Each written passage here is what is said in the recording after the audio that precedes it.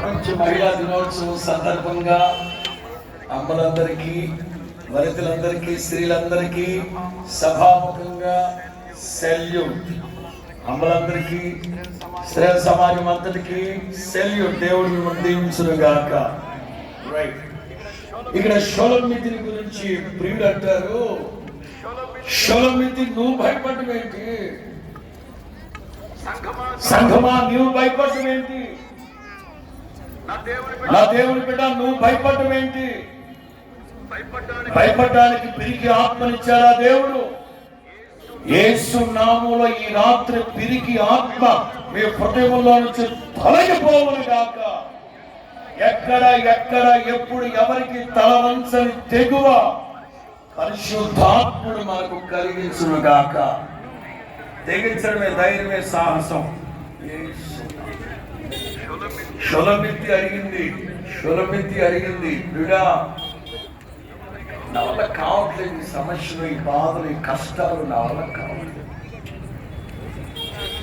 ఎప్పుడైతే ప్రీడి మాట చెప్పాడో ఎందుకంటే ఈవిని చూసిన వాళ్ళందరూ దడదలాడిపోతున్నారు. అందరూ అడుగుతున్నారు, హే నల్లపిల్ల, హే ఏంటి నీ ధైర్యం? అతడే నా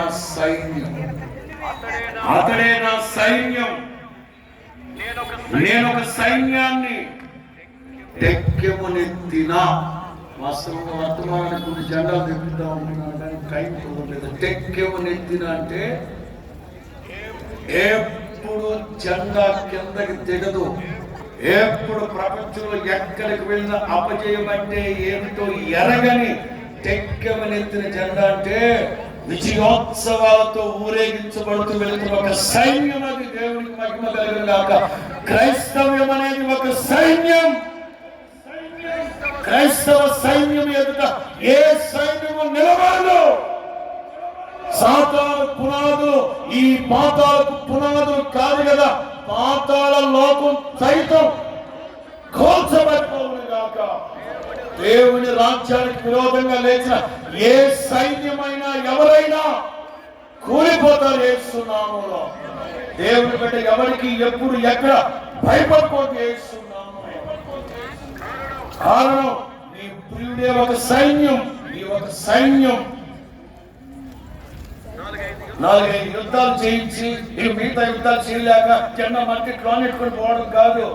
ఎప్పుడు ఎగురుతానే ఉండాలి. ఏది ఖర్చు పెట్టి పైకి ఏదో ఒకటి ఎత్తు. ఆడవాళ్ళకైతే అందుబాటులో చాలా ఉంటాయి సరుకులు. పట్టరా త్వరగా ఎత్తు ఏదో ఒకటి ఎత్తండి. ఇంత నేమ్ ఆఫ్ జీసస్.